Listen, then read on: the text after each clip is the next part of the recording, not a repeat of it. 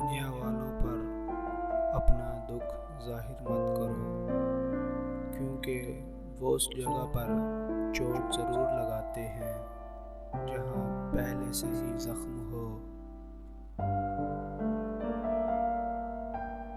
لوگ ہمارے اندر ہمارا دکھ تلاش نہیں کرتے، بلکہ وہ اس تماشے کی تلاش میں ہوتے ہیں جو ہمارے ساتھ پیش آیا۔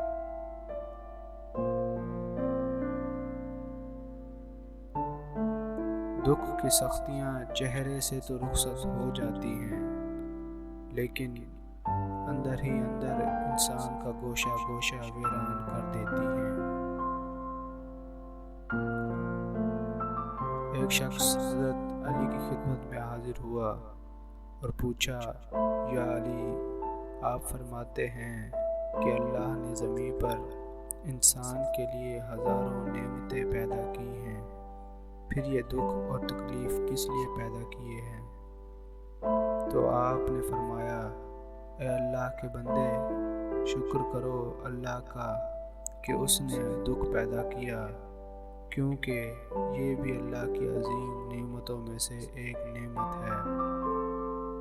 تو وہ شخص کہنے لگا کہ یا علی، دکھ بھی نعمت ہے؟ تو آپ نے فرمایا، دکھ انسان کو مضبوط بناتا ہے اور خوشیاں انسان کو کمزور بناتی ہیں۔ زندگی اتنی دکھی نہیں کہ مرنے کو جی چاہے، مگر لوگوں کی باتیں اتنی دکھی ہیں کہ جینے کو دل نہیں کرتا۔